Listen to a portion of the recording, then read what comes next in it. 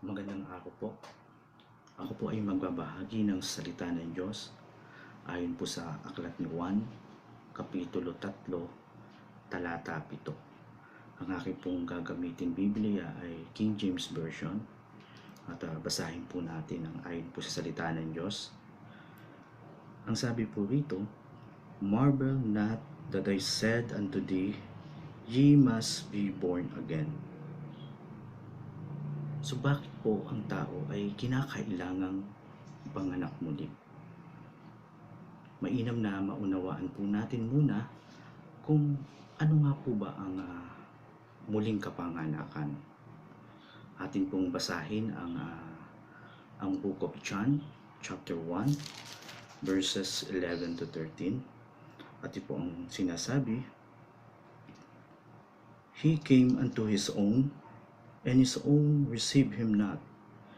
But as many as received him, to them gave he power to become the sons of God, even to them that believe on his name, which were born not of blood, nor of the will of the flesh, nor of the will of man, but of God." So, ayon po sa pahayag ni Juan, ang muling kapanganakan daw po ay pagkakaroon ng kalagayan na maging anak ng Diyos. Sapagkat si Jesus lamang po ang may tanging likas na anak ng Diyos. Basahin po natin yung John 3 verse 16. "For God so loved the world that He gave His only begotten Son, that whosoever believeth in Him should not perish, but have everlasting life." Tayo pong mga tao ay naging anak lamang ng Diyos sa pamamagitan po ng ating pananampalataya kay Kristo Jesus bilang ating Panginoon at tagapagligtas. Ito po'y ayon din sa Galatians chapter 3 verse 26. Ngunit po, mag-ingat lamang tayo. Baka may ibang Jesus na ipinakikilala sa atin at hindi si Jesus na ayon sa Biblia. Basahin po natin yung 2 Corinthians.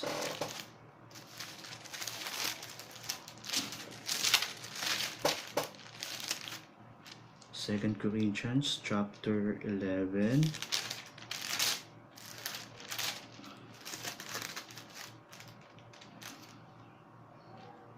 Ang sabi po rito, "For if he that cometh and preacheth another Jesus, whom we have not preached, or if you receive another spirit, which you have not received, or another gospel, which you have not accepted, ye might well bear with him." And let us jump po sa 13, verse 13. "For such are false apostles, deceitful workers, transforming themselves into the apostles of Christ." So meron po palang ibang Jesus, may ibang espiritu, at may ibang mabuting balita na ipinangangaral noon na maaaring hanggang sa kasalukuyan ay meron din pong mga hidwang apostol na ginagawa po ang mga bagay na ito. Sapagkat po si Jesus ayon sa Biblia ay dapat nating maunawaan na siya lamang yung tanging likas na anak ng Diyos. Bagamat ang mga anghel ay tinatawag na anak ng Diyos, ngunit sila po ay may ibang katayuan. Kung ikukumpara po natin ito sa pagiging likas na anak ng Diyos.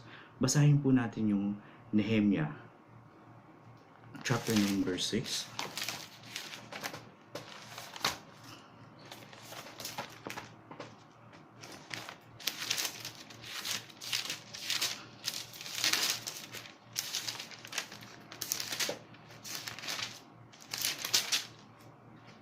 So sabi po sa Nehemia chapter 9 verse 6, "Thou, even thou, our Lord alone, thou hast made heaven, the heaven of heavens, with all their host, the earth and all things that are therein, the seas and all that is therein, and thou preserved them all, and the hosts of heaven worship thee." So isuplibat po natin sa Psalms 148.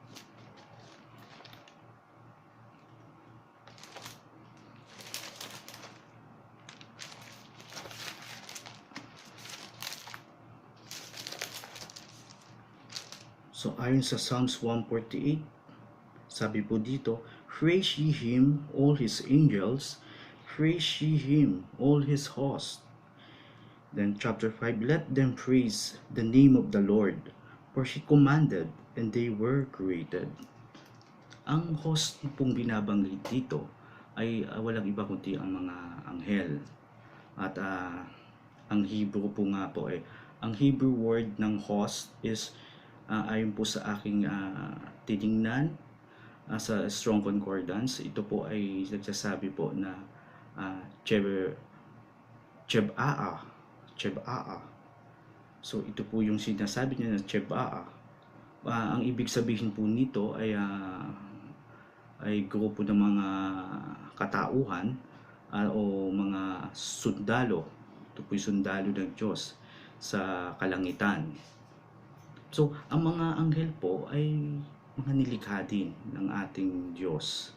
Gaya rin po tayong mga tao ay pawang mga likha lamang po ng Diyos. Ngunit po si Jesus, siya lamang po yung likas na anak ng Diyos.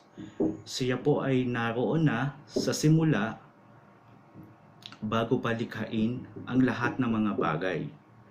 Kasama ng Diyos Ama at may kaluwalhati ang likas na Diyos. Basahin po natin yung John chapter 1 verse 1 to 3.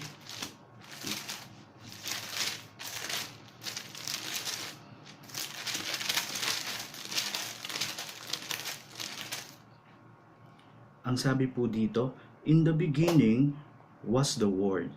Ang word pong binabanggit dito ay ang ating Panginoong Jesus. And the Word was with God. And the Word was God. The same was in the beginning with God.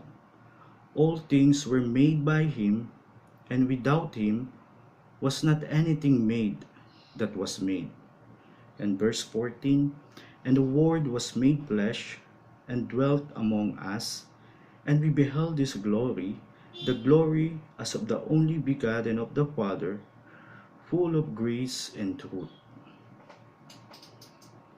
So, ang ating pong Panginoong Hesus ay siya po ay tagalangit, no? Siya po ay naroon na ng simula bago likhain ang lahat ng mga bagay. Kasama niya ang Diyos Ama at siya'y may kaluwalhati ang likas na Diyos. So, wala pong bagay na hindi nilikha sa pamamagitan niya. Ang lahat po ng bagay ay nilikha sa pamamagitan niya, maging anghel o tao, mga bagay na nakikita at hindi nakikita. Ito po ay nilikha ng Diyos sa pamamagitan po ng ating Panginoong Hesus. Siya po ay tagalangit, nagkatawang tao at ipinaglihi ng isang babaeng birhen. Namuhay ho siya sa lupa nang walang kasalanan at namatay sa krus ng Kalbaryo para po sa sangkatauhan upang matugunan po yung hinihinging katarungan ng Diyos. Siya po yung nagbayad sala sa lahat ng ating mga kasalanan na sa pamamagitan po ng kanyang dugo, tayo po ay inaring matuwid at banal sa harapan ng Diyos. So, dapat po nating parangalan ang anak ng Diyos. Ayon nga po sa John 5:23 na ang sino mang nagpaparangal sa anak ay nagpaparangal sa Ama. At ang sabi rin ng John 10 verse 30 na ang sabi ng Panginoon, ako at ang Ama ay isa. So ito po yung Jesus na ibinabanggit ng Biblia na dapat po nating maunawaan. So muli po, ang muling kapanganakan daw po ay pagkakaroon ng kalagayan na maging anak ng Diyos sa pamamagitan po ng ating pananampalataya sa anak ng Diyos, si Kristo Jesus bilang ating Panginoon at tagapagligtas. Ang muling kapanganakan po ay hindi sa pamamagitan ng dugo o laman. So hindi po ito sa paraan na maaring pumasok ang isang tao muli sa bahay bata ng kanyang ina. Hindi po sa ganung paraan. hindi rin maaring namamana ang kaligtasan. So hindi tayo magiging Kristiyano o ipinanganak muli dahil ang ating mga magulang ay Kristiyano.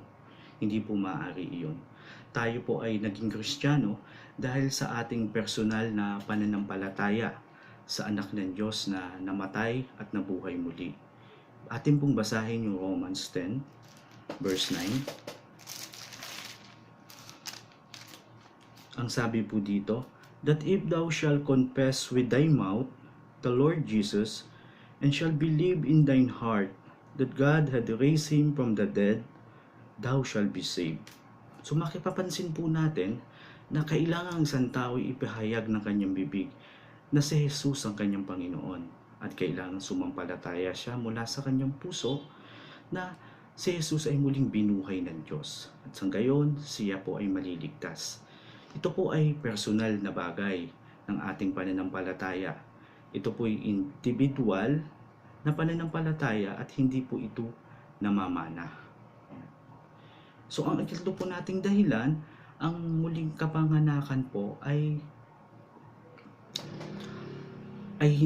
hindi po ayon sa kalooban ng tao. So hindi po dahil ikaw ay may relihiyon, ikaw ay naipanganak ng muli. Hindi po dahil ikaw ay kaanib ng iglesia, ikaw po ay anak na ng Diyos. Hindi po sa pamamagitan ito ng ating mga sariling pagsisikap, gaya po ng pagsunod sa mga alituntunin ukol sa pagsamba sa Diyos na ginawa lamang po sa kalooban ng mga tao at hindi po sa kalooban ng Diyos.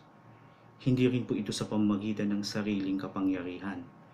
Maring ikaw ay maraming salapi, ngunit hindi sapat ang kapangyarihang ito upang bilhin po ang buhay na walang hanggan.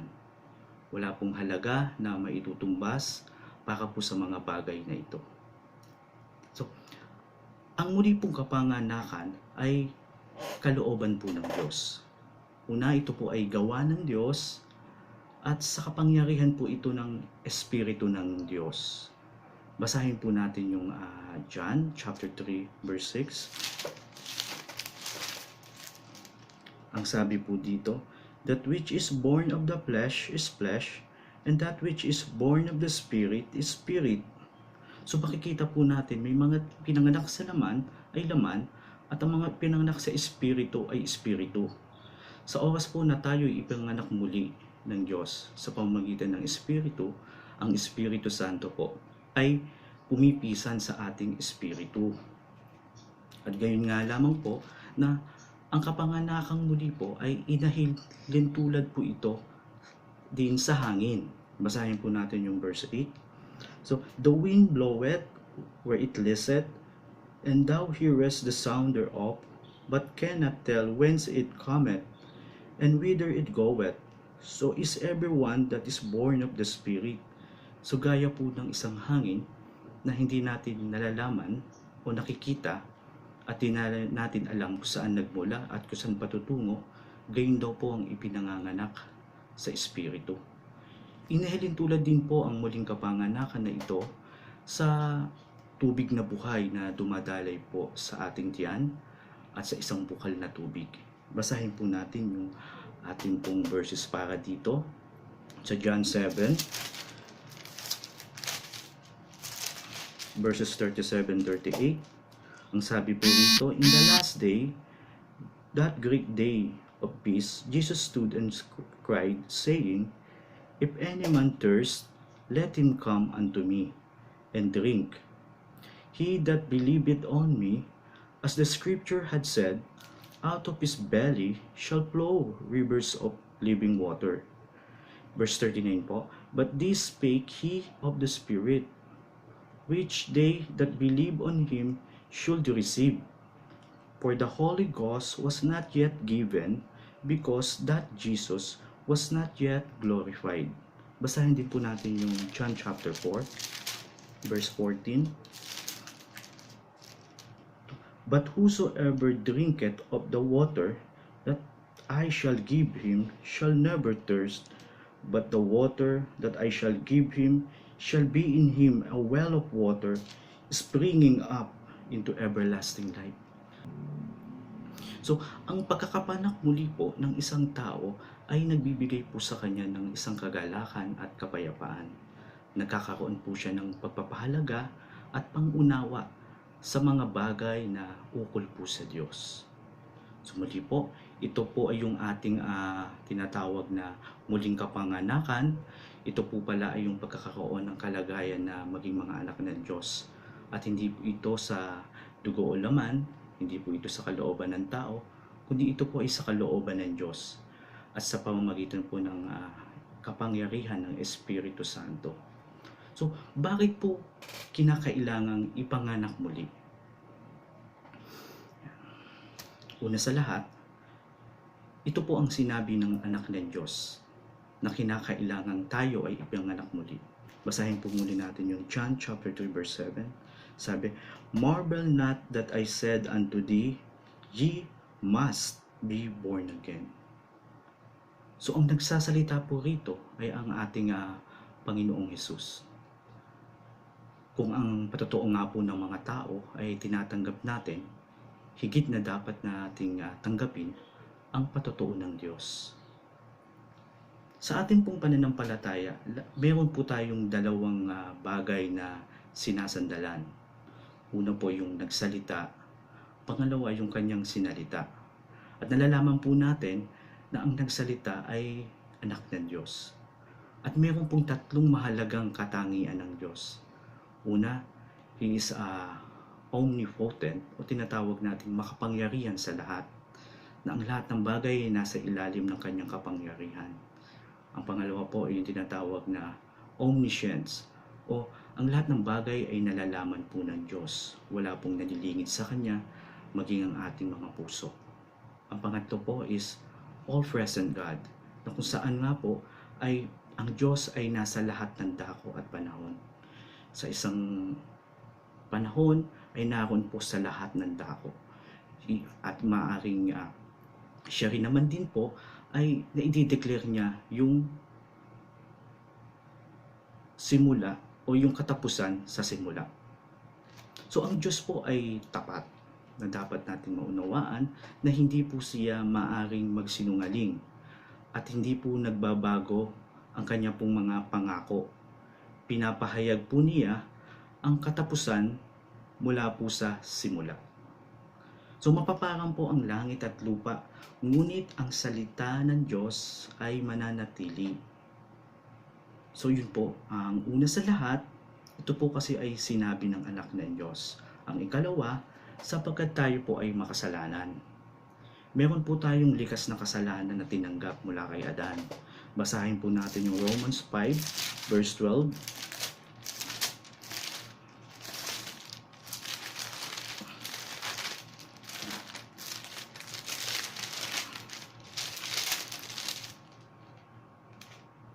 Ang sabi po rito, "Wherefore, as by one man sin entered into the world, and death by sin, and so death passed upon all men, for that all have sinned."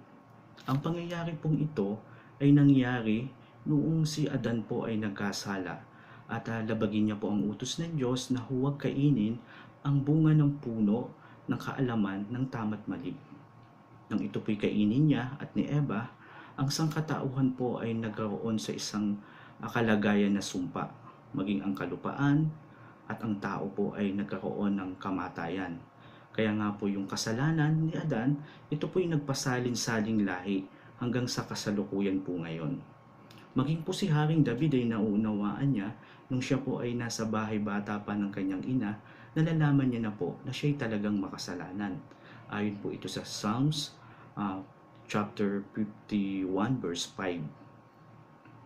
So tayo po ay mayroong likas na kasalanan na minamana po sa ating mga ninuno o kay Eva at Adan.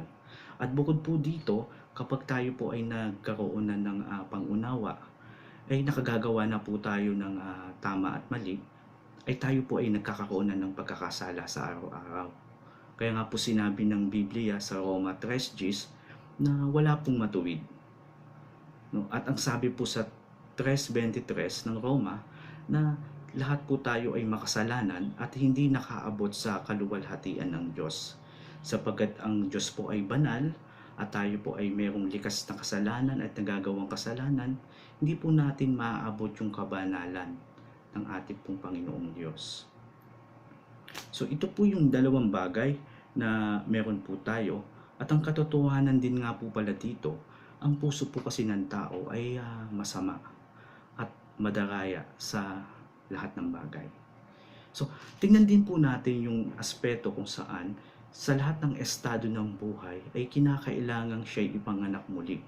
Sa Biblia makikita natin si Nicodemo na isa po siyang pariseyo at isang guro at pinuno ng Israel. Meron po siyang magandang kalagayan. Maaring siya po ay matuwid kung ang basihan natin ay ang pagsunod sa batas ni Moses.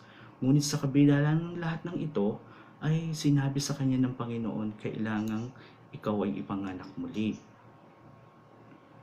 So, gayon din naman yung dalawang makasalanan na naipako sa krus ng Kalbaryo ay tunay po itong nagkasala at may parusang kamatayan. Ngunit po yung isang makasalanan ay nakatamo ng kaligtasan dahil po sa kanyang pananampalataya. Ngunit ang isa ay hindi dahil sa kanyang hindi naman pananampalataya. Ang isa ay may takot sa Diyos at kinalala ang Panginoon, ngunit ang isa'y sa halip na magsisi at sumampalataya sa anak, ay hinamak pa niya ito. Kung kaya't namatay siya, nananatili ang puot ng Diyos sa kanya. Basahin po natin yung John 3:36.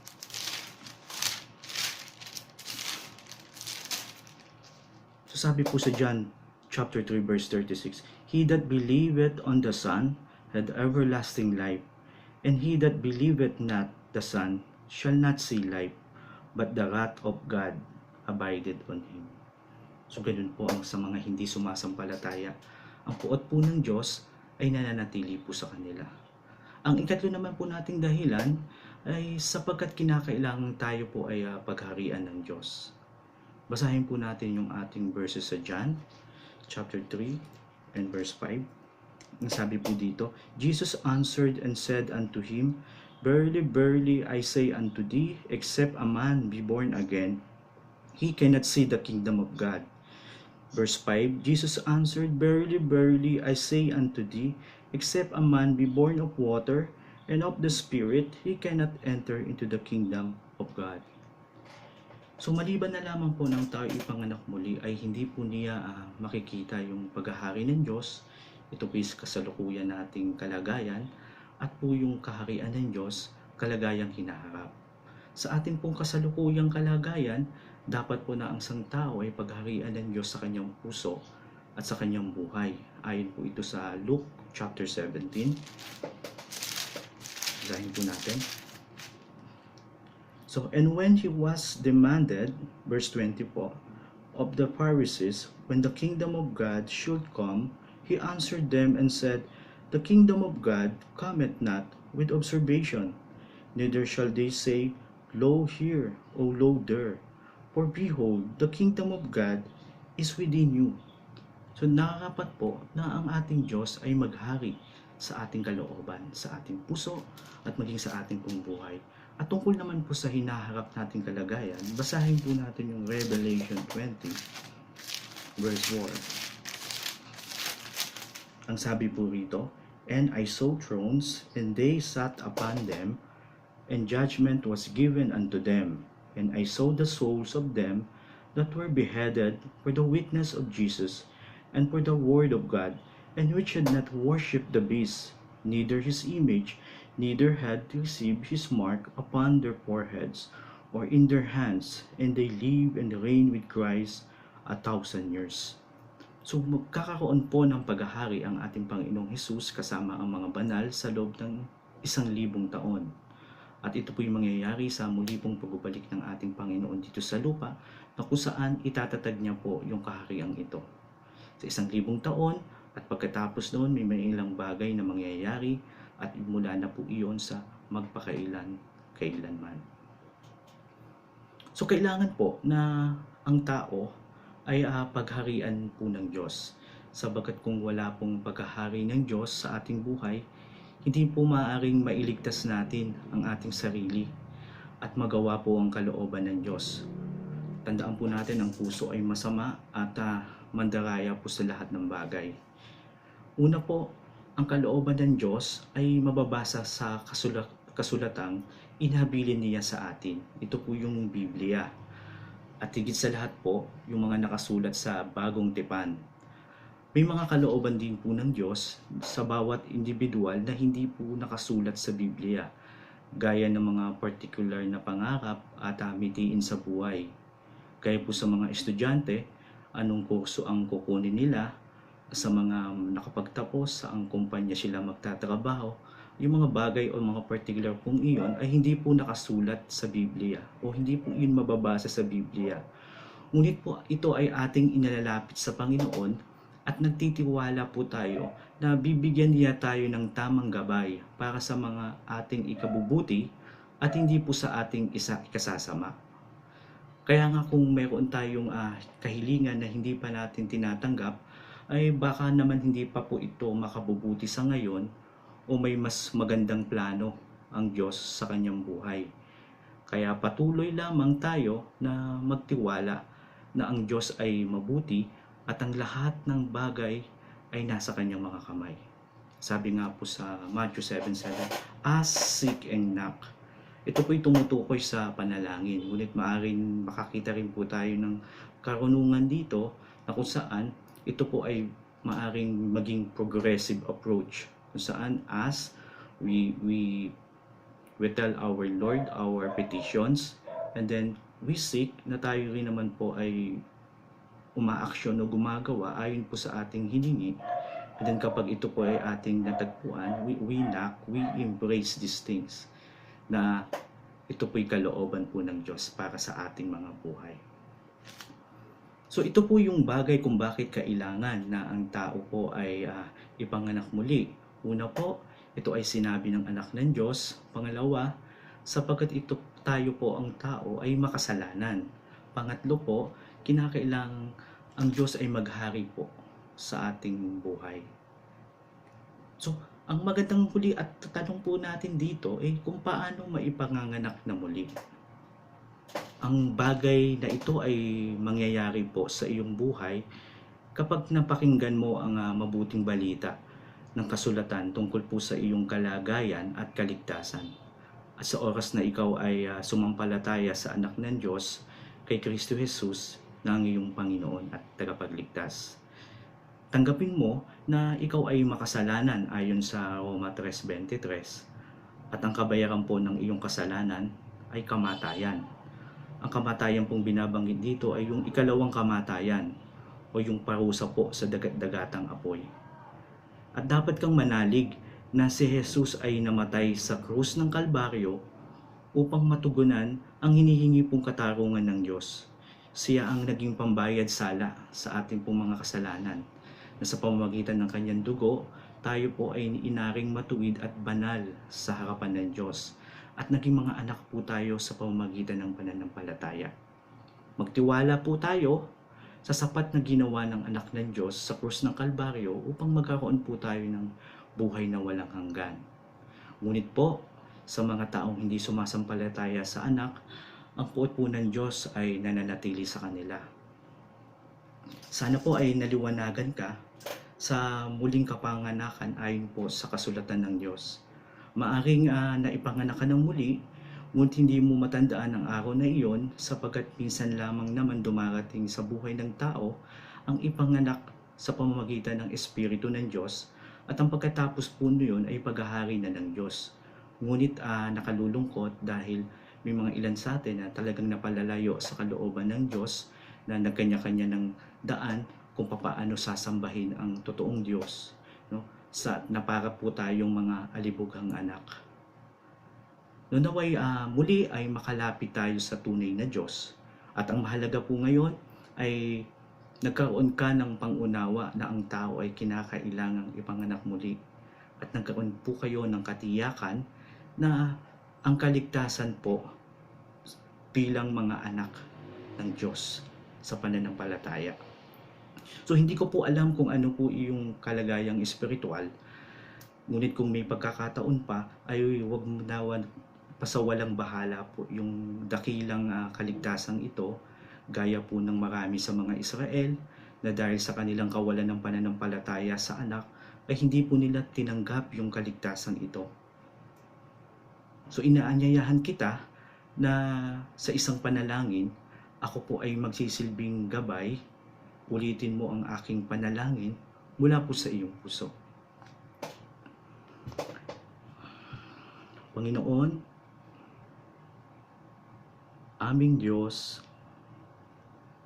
ako po ay naniniwala na kailangang ang isang tao ay ipanganak muli sa kalooban ng Diyos sa kapangyarihan ng Espiritu Santo. Ako po ay makasalanan at walang kakayahang iligtas ang aking sarili. Kailangan ko po ng tagapagligtas. Ako po ay sumasampalataya sa anak ng Diyos, kay Kristo Jesus, na ang aking Panginoon at tagapagligtas. Ako po ay nananalig sa kanyang sapat na ginawa sa krus ng Kalbaryo upang ako'y ariing matuwid at banal sa kanyang harapan at upang ako ay magkaroon ng buhay na walang hanggan. Sa iyo, O Diyos, ako ay nagtitiwala sa pangalan ng aming Panginoong Jesus. Amen and Amen. Muli po ay maraming salamat at pagpalain po kayo ng Diyos.